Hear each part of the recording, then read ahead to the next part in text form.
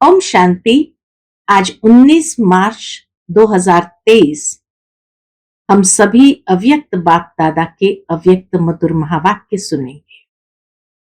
ये अव्यक्त मधुर महावाक्य अव्यक्त बाप दादा ने 25 जनवरी 1994 को सुनाए थे, जिसमें आज बाप दादा हर एक ब्राह्मण बच्चों को विशेष आत्मा के रूप में देख रहे हैं। बाबा ये भी देखते हैं कि ड्रामा अनुसार हर ब्राह्मण को कितना विशेष पार्ट मिला हुआ है, और ये विशेष पार्ट का आधार ब्राह्मण जीवन की विशेषताएं हैं। और इसीलिए हर बच्चे की विशेषता को देखते हुए बाप दादा के दिल से यही गीत निकलता है, वाह बच्चे वाह। परंतु साथ साथ बाबा ये भी देखते हैं क्या बच्चों के दिल में भी ये वाह वाह का गीत हर समय बजता है। हर कदम में, हर कर्म में, हर संकल्प में वह विशेषता को अनुभव करते हैं। बाबा देखते हैं कि ब्राह्मण जीवन साधारण जीवन नहीं है, ब्राह्मण जीवन है ही विशेष जीवन। और इसीलिए जब है ही विशेष जीवन तो विशेषता हर समय स्मृति में सदा रहनी चाहिए। ये नहीं कि कभी स्मृति में रहती है और कभी साधारणता को अनुभव करते हैं, तो कभी साधारण कभी विशेष ऐसा नहीं हो सकता है। क्यों? क्योंकि बाबा कहे ब्राह्मण जीवन विशेष है, ब्राह्मणों का जन्म सर्वश्रेष्ठ है, ब्राह्मणों का धर्म सर्वश्रेष्ठ है और ब्राह्मणों का कर्म सर्वश्रेष्ठ है। कैसे? तो बाबा कहे ब्राह्मण जन्म देने वाला कौन? ब्राह्मण जन्म कैसे मिला? सर्वश्रेष्ठ परमात्मा ब्रह्मा बाप के द्वारा ये ब्राह्मण जन्म देते हैं, तो कितना विशेष है। सर्वश्रेष्ठ बाप दादा ब्राह्मण धर्म की स्थापना करते हैं, तो उसका धर्म कितना श्रेष्ठ होगा। और ब्राह्मणों का कर्म श्रेष्ठ है। क्यों? क्योंकि ब्रह्मा बाप भाग्य विधाता जो सैंपल के रूप में हम सभी के सन्मुख है, और इसीलिए बाबा कहे जब सैंपल सामने हो, भाग्य विधाता ने भाग्य खींचने की श्रेष्ठ कलम कर्म आपके हाथ में दे दी हो, तो हर कदम में बाप को देखते हुए हर कर्म कितना श्रेष्ठ होगा। इसीलिए बाबा कहे ये स्वाभाविकता से भी कहते हैं कि हमें बाप समान बनना है, अर्थात हमारे कर्म नेचुरली ब्रह्मा बाप के समान हो। तो इसीलिए कहा ब्राह्मण जन्म श्रेष्ठ, ब्राह्मण धर्म श्रेष्ठ और ब्राह्मणों के कर्म श्रेष्ठ। तो बाबा कहे जीवन अर्थात सदाकाल के लिए होती है, निरंतर होती है, कभी कभी की जीवन नहीं होती है। परंतु ये विशेष जीवन की स्मृति सदा रहनी चाहिए। जिस तरह बाबा कहे लौकिक दुनिया के अंदर मान लो कि कोई राज परिवार के अंदर राजकुमार या राजकुमारी के रूप में जन्म लेते हैं, तो उसको कभी भूलता नहीं है कि मैं कौन हूं। भले कभी कभी कर्म साधारण भी हो, लेकिन साधारण कर्म करते हुए भी अपने राजाई कुल के जन्म की स्मृति सदा रहती है। ठीक इसी तरह बाबा कहे क्या ब्राह्मण जीवन की स्मृति नेचुरल और निरंतर रहती है। लेकिन बाबा देखते हैं कि जब कभी कोई गलती हो जाती है ब्राह्मणों से चलते चलते, तो क्या कहते हैं? यही कहते, करना तो नहीं चाहती थी लेकिन मेरा नेचर है इसलिए हो गई। तो बाबा कहे, ब्राह्मणों की क्या ये भाषा यथार्थ है? ब्राह्मण ये कह सकते हैं कि मेरी नेचर ऐसी है? उस समय वो ब्राह्मण नहीं बोल रहा है, लेकिन बाबा कहे उस समय माया बोलती है। इसीलिए बाबा कहे सावधान और अपने विशेष जन्म की स्मृति स्वरूप रहो। फिर बाबा ने याद दिलाया कि 93 का वर्ष अव्यक्त वर्ष के रूप में मनाया। तो अव्यक्त वर्ष में हर एक ने लक्ष्य ये रखा था कि फरिश्ता बनना है और बनाना है, या बाप समान बनना है या बनाना है। तो बाबा कहे खाली लक्ष्य था ऐसा नहीं, लेकिन लक्ष्य के साथ साथ बाप दादा का वरदान था, फरिश्ता भव। जहां लक्ष्य और वरदाता का वरदान हो और उसके बावजूद भी अगर उस लक्ष्य को प्राप्त न कर सको तो क्या कहेंगे? बाबा देख रहे थे हर एक के रिजल्ट को, कि जब जन्म इतना विशेष है, जब लक्ष्य इतना श्रेष्ठ है, लक्षण इतने श्रेष्ठ है, तो फिर मेरी नेचर कैसी होनी चाहिए? बाबा कहे फरिश्ता माना ही जिसका रिश्ता पुरानी दुनिया और पुराने संस्कारों से नहीं। तो बाबा कहे चेक करो, कहीं पुराने संस्कार और पुराने संसार के आकर्षण में तो नहीं आए। पुराना संसार का आकर्षण माना कोई न कोई देहधारी के आकर्षण में, अपनी देह के आकर्षण में, या इस दुनिया की कोई भी भौतिकता के आकर्षण में। और पुराने संस्कारों के आकर्षण माना अपने संकल्प, वृत्ति, दृष्टि, हर चीज कहीं कोई भी तरीके से आकर्षित करके पुराने नेचर के तरफ तो नहीं ले जाती थी। साथ ही साथ बाबा कहे फरिश्ता माना डबल लाइट। तो ये डबल लाइट स्थिति कितना अनुभव किया, इसको भी बाबा ने देखा।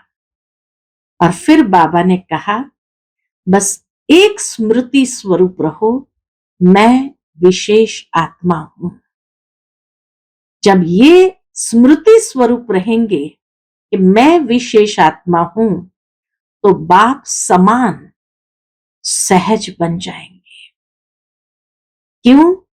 क्योंकि स्मृति स्वरूप सो समर्थ स्वरूप, ये स्मृति ही समर्थी प्रदान करेंगे और बाप समान बना देंगे।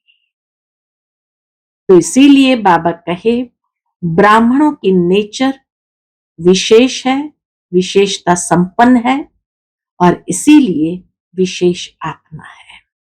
सुनते हैं आज के बाबा के अव्यक्त मधुर महावाक्य। आज के बाबा के मुरली का हेडिंग है, टाइटल है ब्राह्मणों की नेचर विशेषता की नेचर है, इसे नेचुरल स्मृति स्वरूप बनाओ। ब्राह्मणों की नेचर विशेषता की नेचर है, इसे नेचुरल स्मृति स्वरूप बनाओ। आज बाप दादा अपने सर्व विश्व की विशेष आत्माओं को देख रहे हैं। ड्रामा अनुसार क्यों विशेष है? बाबा कहे ड्रामा अनुसार आप आत्माओं का कितना विशेष पाठ नूंदा हुआ है। आज बाप दादा हर एक बच्चे की विशेषताओं को देख हर्षित हो रहे हैं। हर एक ब्राह्मणों का ड्रामा अनुसार कितना विशेष पाठ है, और पाठ भी क्यों है, क्योंकि हर बच्चे की विशेषता के अनुसार उन्हें पाठ मिला है। उसको देख बाबा हर्षित हो रहे हैं। हर एक बच्चे को देख, वाह बच्चे, यह स्नेह का गीत दिल में बज रहा था। बाबा के दिल में यही स्नेह का गीत बज रहा था। साथ साथ यह भी देख रहे थे कि बच्चों के दिल से ये वाह वाह का गीत सदा निकलता है। जैसे बाप दादा बच्चों की विशेषता को देखते हुए ये गीत गाते, वाह बच्चे, बाबा ये भी देख रहे थे क्या बच्चों के दिल से ये वाह वाह का गीत सदा निकलता है।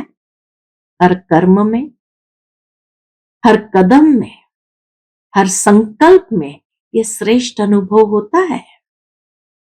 हर कदम में मना कितना वो विशेषता के साथ उस हर कदम हो, हर विशेषता के आधार पर हर कर्म हो, और विशेषताओं के आधार पर हर संकल्प हो, तो नेचुरली कितना वाह वाह वो कदम, वो कर्म, संकल्प होगा। बाबा कहे अनुभव होता है, वह कभी कभी होता है। साधारण जीवन से विशेष जीवन सदा स्वतः रहती है। पूछते बाबा, क्या साधारण जीवन में ही चल रहे हो, या ज्यादातर विशेष जीवन सदा स्वतः रहती है। वह स्मृति लाने से अनुभव होता है। बार बार अपने आप को स्मृति लाना पड़ता है। जब जीवन है तो जीवन का अर्थ ही है सदा और स्वतः रहे।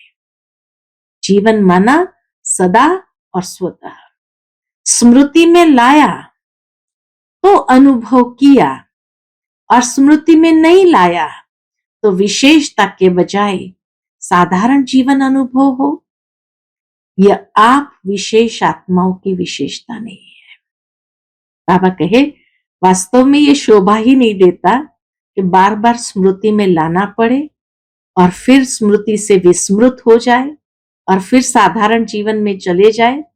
बाबा कहे ये आप विशेष आत्माओं की विशेषता ही नहीं है।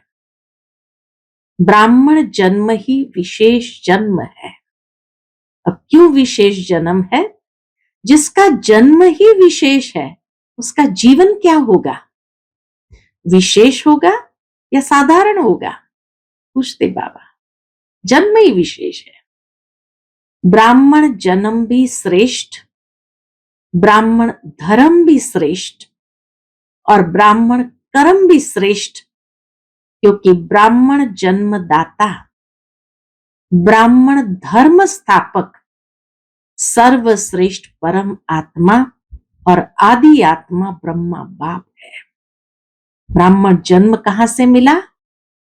सर्वश्रेष्ठ परम आत्मा और आदि आत्मा ब्रह्मा बाप से।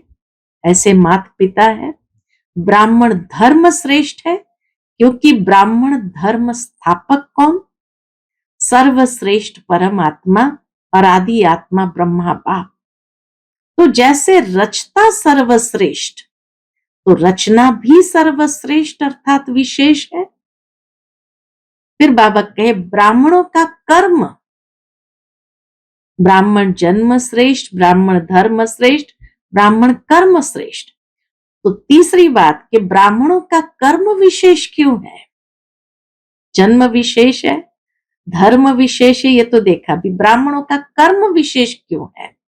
क्योंकि कर्म में फॉलो करने के लिए आप सबके सामने आदि आत्मा ब्रह्मा बाप सैंपल है। कर्म में फॉलो साकार ब्रह्मा बाप को करते हो, इसलिए कर्म श्रेष्ठ। ब्रह्मा बाबा के कर्म इतने श्रेष्ठ, उसको फॉलो करना, उसके कदम पर कदम रख के चलना तो कितना श्रेष्ठ हो गया। और ब्रह्मा बाबा को कहा जाता है भाग्य विधाता, अर्थात कर्म द्वारा भाग्य की रेखा श्रेष्ठ बनाने वाला ब्रह्मा गाया हुआ है। कर्म द्वारा भाग्य की रेखा श्रेष्ठ बनाने वाला ब्रह्मा गाया हुआ है। भाग्य की रेखा का कलम कर्म है। भाग्य खींचने की कलम है कर्म। तो भाग्य की रेखा का कलम कर्म है, तो श्रेष्ठ कर्म का सहज सिंबल ब्रह्मा बाप है। इसलिए आप सभी विशेष पुरुषार्थ का शब्द यही वर्णन करते हो कि बाप समान बनना है। बाबा के नक्शे कदम पर कदम रख के चलना तो बाप समान बनना है। फिर बाबा याद दिलाते हैं, इस अव्यक्त वर्ष में सभी का लक्ष्य क्या रहा। निराकारी स्थिति में निराकार बाप समान अशरीरी स्थिति का अनुभव किया। साकार कर्म में ब्रह्मा बाप समान बनने का नंबरवार अनुभव किया। अव्यक्त वर्ष का लक्ष्य था निराकारी स्थिति और अव्यक्त फरिश्ता स्थिति। तो बाबा ने कहा ये अशरीरी स्थिति का अनुभव और बाप समान फरिश्ता बनने का अनुभव किया। तो विशेष जीवन का आधार विशेष जन्म, धर्म और श्रेष्ठ कर्म है। जैसे लौकिक जीवन में भी अगर किसी आत्मा का जन्म विशेष राज परिवार में हो, मान लो कोई राजघराने में जन्म लेता है, राजकुमार हो व राजकुमारी हो, तो यह विशेषता जन्म की होने के कारण हर समय सदा और स्वतः रहती है। वह बार बार स्मृति में लाते हैं कि मैं राजकुमारी हूं। बाबा के जन्म से ही जब राजघराने में है तो ये जन्म की स्मृति नेचुरल रहती है, हर समय रहती है, बार बार लाना तो नहीं पड़ता है, सहज याद होती है ना। पुरुषार्थ करते हैं क्या कि मैं राजकुमारी हूं, बार बार भूल जाए, बार बार स्मृति दिलानी पड़े। चाहे कर्म अपनी रुचि के कारण कितना भी साधारण हो, लेकिन अपने जन्म की विशेषता भूल जाते हैं क्या। नेचुरल और नेचर बन जाती है। जन्म की विशेषता भूलती नहीं, नेचुरल नेचर बन जाती है। तो आप ब्राह्मण आत्माओं की नेचर क्या है, विशेष है या साधारण है। जब जन्म इतना श्रेष्ठ, तो ब्राह्मणों की नेचुरल नेचर कैसी होनी चाहिए, विशेष। अभी भी कोई कोई बच्चे जब कोई साधारण कर्म कर लेते हैं तो बाप दादा के आगे अपने को निर्दोष सिद्ध करने के लिए क्या कहते हैं, मैं चाहता नहीं था, मैं चाहती नहीं थी कि ये कर्म करूं, लेकिन मेरी नेचर है इसलिए हो गया। वैसे ये कहना व सोचना यथार्थ है, पूछते बाबा। मैं कौन, ब्राह्मण जीवन वाले है ना, तो ब्राह्मण जीवन वाली आत्मा ये सोच सकती है कि ये मेरी नेचर है साधारण, ये कहना राइट है, पूछते बाबा। तो उस समय क्यों बोलते हो। उस समय ब्राह्मण नहीं बोलता, माया बोलती है। जब ये कह देते क्या करे साधारण कर्म करते हुए कि ये मेरी नेचर है, तो बाबा कहे उस समय वो विशेष आत्मा ब्राह्मण नहीं बोलता, माया बोलती है। तो जैसे ये साधारण नेचर व मायावी नेचर नेचुरल काम कर लेती है ना, इसलिए कहते हैं चाहते नहीं थे लेकिन हो गया। तो ब्राह्मण नेचर अर्थात कैसी है, ब्राह्मण नेचर अर्थात विशेषता की नेचर भी नेचुरल होनी चाहिए। हर समय वो विशेषता हर कदम में, हर कर्म में, हर संकल्प में नेचुरल हो। नेचुरल चीज सदा रह सकती है ना। नेचुरल चीज सदा रह सकती है, तो विशेष जीवन की स्मृति नेचर के रूप में नेचुरल होनी चाहिए। वह कभी भूलना, कभी याद होना, तो सदा स्मृति स्वरूप में रहो कि मैं ब्राह्मण विशेष आत्मा हूं। तो विशेष जीवन की स्मृति नेचर के रूप में नेचुरल होनी चाहिए।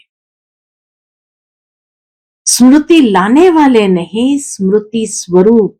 इसीलिए बाप दादा देख रहे थे, अव्यक्त वर्ष समय प्रमाण समाप्त हुआ। 93 का वर्ष, अव्यक्त वर्ष समय प्रमाण समाप्त हुआ, लेकिन बाप दादा समान स्वयं को संपन्न बनाया। इस अव्यक्त वर्ष का विशेष लक्ष्य रखा कि अव्यक्त अर्थात फरिश्ता स्वरूप बनना और बनाना। सभी ने यही लक्ष्य रखा था ना। फिर रिजल्ट क्या निकली? अपने आप को चेक किया। लक्ष्य था फरिश्ता बनना, अव्यक्त बनना। तो बाबा कहे खाली लक्ष्य था इतना नहीं, लेकिन वरदाता का वरदान भी था। फरिश्ता भव का वरदान भी वरदाता से मिला। तो वरदान और लक्ष्य दोनों हो, दोनों की स्मृति से कहां तक सफलता अनुभव की है, ये सूक्ष्म चेकिंग स्वयं की। वह ये सोचा कि अव्यक्त वर्ष पूरा हुआ, यथाशक्ति जितना भी अनुभव किया उतना ही ड्रामा अनुसार ठीक रहा। क्या सोचते बाबा के? अव्यक्त वर्ष पूरा हुआ, यथाशक्ति जितना अनुभव किया उतना ही ड्रामा अनुसार ठीक रहा। वर्ष परिवर्तन के साथ साथ स्व परिवर्तन की गति क्या रही, इस विधि से चेक किया। जैसे वर्ष समाप्त हुआ, वैसे स्वयं लक्ष्य और लक्षण में संपन्न बने। वह ये सोचते हो कि इस वर्ष में और बन जाएंगे, अभी आगे के वर्ष में बन जाएंगे। समय और स्वयं की गति समान रही। बहुत सुंदर बात यहां बाबा ने कही है, समय और स्वयं की गति समान रही। वैसे तो समय से भी स्वयं की गति तीव्र होनी है, क्योंकि समाप्ति के समय को लाने वाली आप विशेष आत्माएं निमित्त हो। इसलिए समय की गति से हमारे पुरुषार्थ की गति फास्ट होनी चाहिए। क्यों? क्योंकि बाबा कहे समाप्ति के समय को लाने वाली आप विशेष आत्माएं निमित्त हो। तीव्र गति से वर्ष तो संपन्न हो गया, मालूम हुआ वर्ष कैसे पूरा हो गया। तो चेक करो, बाबा रियलाइज करा रहा है कि समय तीव्र गति पकड़ चुका है, कितना फास्ट वर्ष बीत जाता है पता ही नहीं चलता।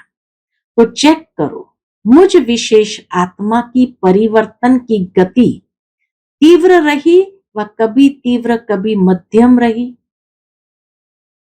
फरिश्ता अर्थात, फरिश्ता की डेफिनेशन बाबा बताते चेकिंग करने के लिए कि जब लक्ष्य था और वरदान था वरदाता का, फरिश्ता भव का, तो कितना रहा ये चेक करो।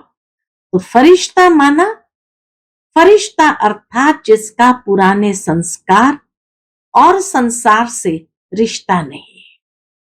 तो चेक करो, पुराने संसार की कोई भी आकर्षण, चाहे संबंध के रूप में, चाहे अपने देह के तरफ आकर्षण व किसी देहधारी व्यक्ति के तरफ आकर्षण, कोई वस्तु के तरफ आकर्षण कितने परसेंट में रही है। ऐसे ही पुराने संस्कार की आकर्षण, पुराने संसार की आकर्षण में संबंध, देह, देहधारी या वस्तु कोई भी आकर्षण तो नहीं कर रही थी।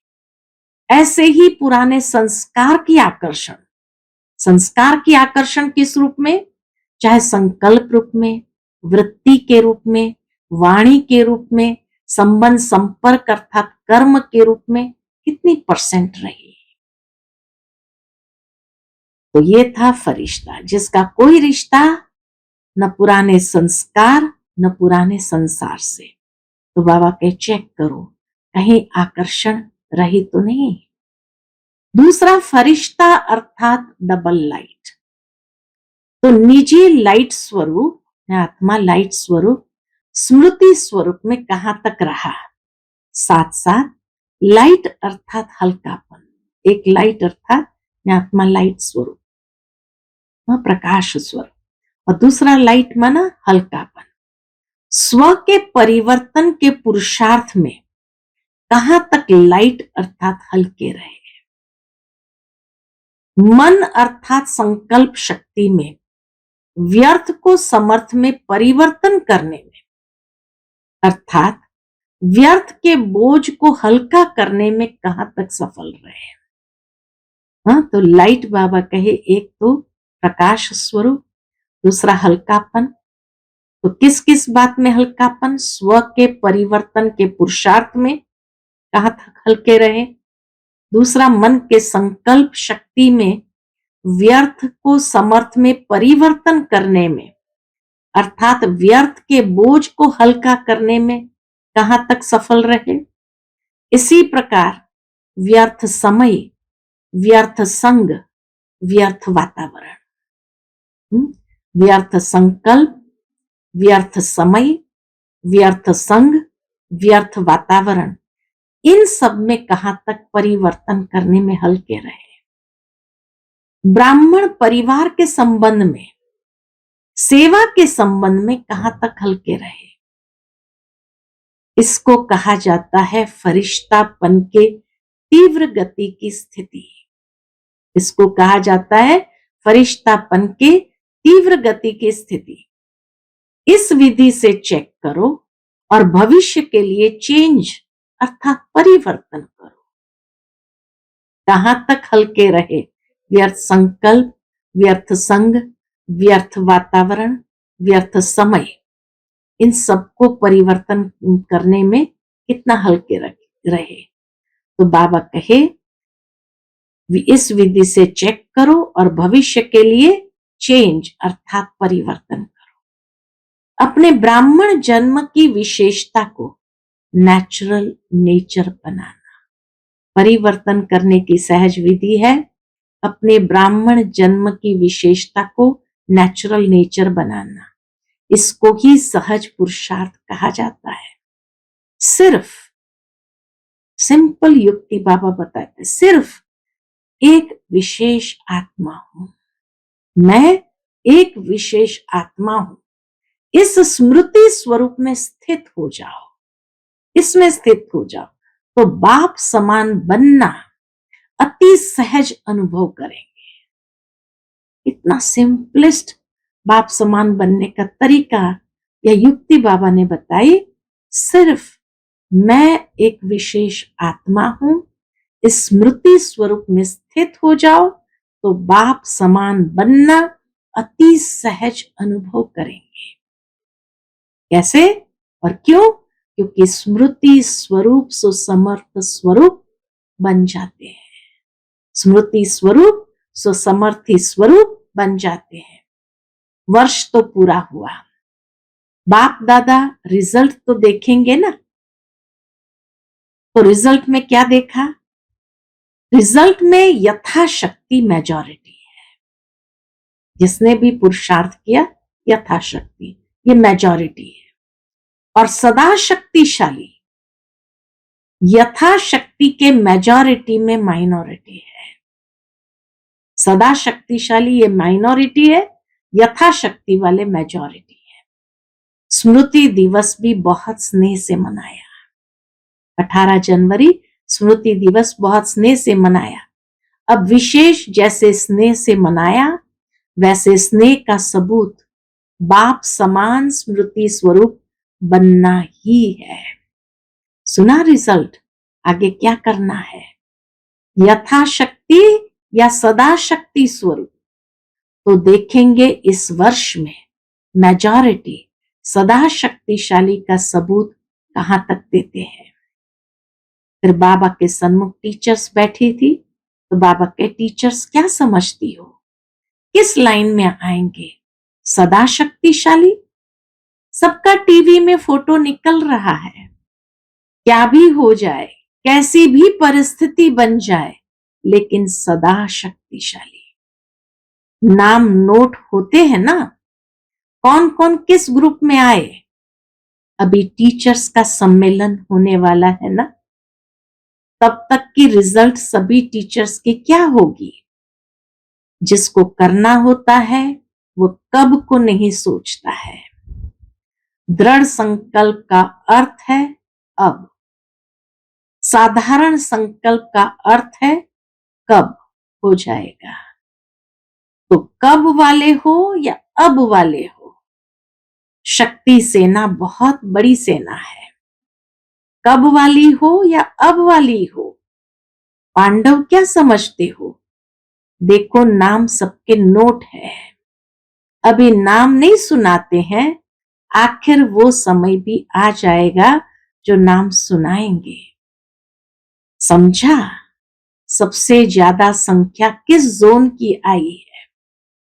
हाँ, बाबा के सामने बहुत सारे जोन बैठे थे, पंजाब, इंदौर, कर्नाटक, फिर राजस्थान, यूपी, महाराष्ट्र। तो बाबा कहे सबसे ज्यादा संख्या किस जोन की आई है। देखेंगे पंजाब, इंदौर क्या कमाल दिखाते हैं। टीचर्स भी ज्यादा आती है, संख्या ज्यादा तो टीचर्स भी ज्यादा होती। पंजाब वाले नंबर 1 लेंगे या सेकंड, इंदौर भी नंबर 1 लेंगे, और कर्नाटक क्या करेंगे, कौन सा नाटक दिखाएंगे। कर्नाटक तो हीरो नाटक दिखाना, ऐसा वैसा नहीं दिखाना। और महाराष्ट्र तो महानी बनेंगे ना। और यूपी को क्या कहते हैं, यूपी में नदियां हैं, अर्थात यूपी पतितों को पावन करने वाली है। पावन बनने बनाने में नंबर 1, तो यूपी वाले भी नंबर 1 बनेंगे। इस समय तो कोई भी नंबर 2 नहीं कहेंगे।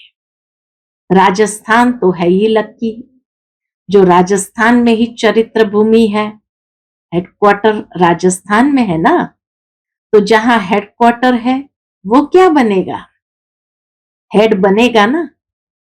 सभी खुशी से कह रहे हैं नंबर 1, लेकिन वहां जाकर ऐसे नहीं कहना कि क्या करे, कर नहीं सकते, चाहते तो नहीं लेकिन हो जाता है, ऐसी भाषा सोचना भी नहीं। अच्छा, डबल विदेशी भी सेवा में रेस अच्छी कर रहे हैं, और रेस में नंबर 1 आना है ना। देश वालों को हिम्मत दिलाने में विदेश अच्छा निमित्त बना है। देश वालों को हिम्मत दिलाने में विदेश अच्छा निमित्त बना है। इस हिम्मत दिलाने के कारण एक्स्ट्रा मदद भी मिलती है। समझा। इसी को स्मृति में रख सहज बढ़ते चलो और बढ़ाते चलो। अच्छा, चारों ओर के सर्व विशेष आत्माओं को सदा साकार ब्रह्मा बाप के श्रेष्ठ कर्म को फॉलो करने वाले कर्म योगी आत्माओं को, सदा विशेषता को नेचुरल और नेचर बनाने वाली फोटो में कोई आत्माओं को, सदा दृढ़ संकल्प द्वारा विशेष जन्म, धर्म और कर्म के स्मृति स्वरूप आत्माओं को बाप दादा का विशेषता संपन्न याद, प्यार और नमस्ते। हम सभी रूहानी बच्चों की रूहानी माता पिता बाप दादा को याद, प्यार, गुड मॉर्निंग और नमस्ते। नमस्ते, शुक्रिया बाबा, शुक्रिया। फिर बाप दादा की मुलाकात दादियों के साथ है।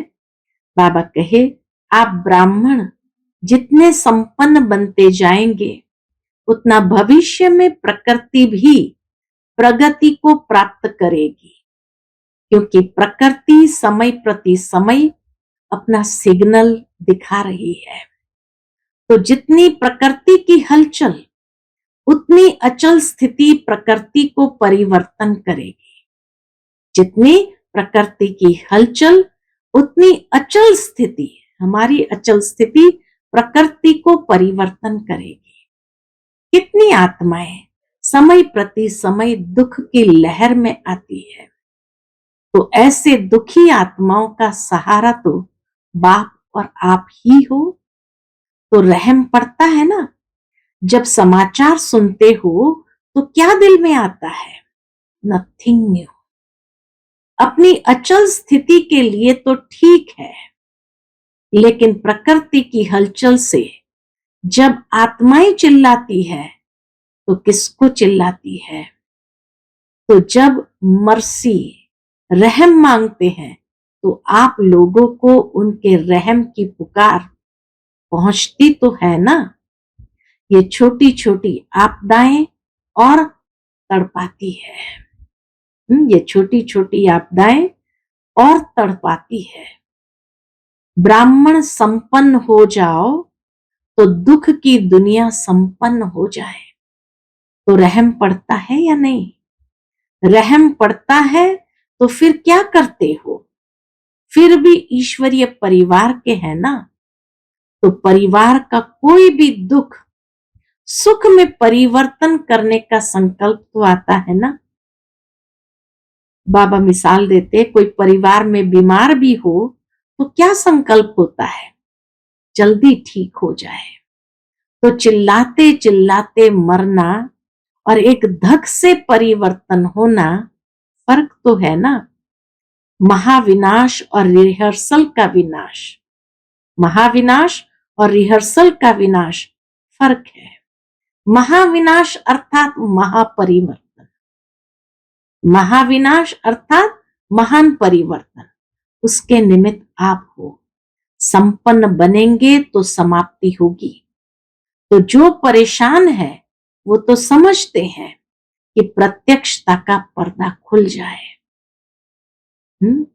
जो बाबा कहे परेशान है वो तो समझते हैं कि प्रत्यक्षता का पर्दा खुल जाए, लेकिन स्टेज पर आने वाले हीरो एक्टर संपन्न तैयार होने चाहिए ना, तब तो पर्दा खुलेगा कि आधे में खुल जाएगा।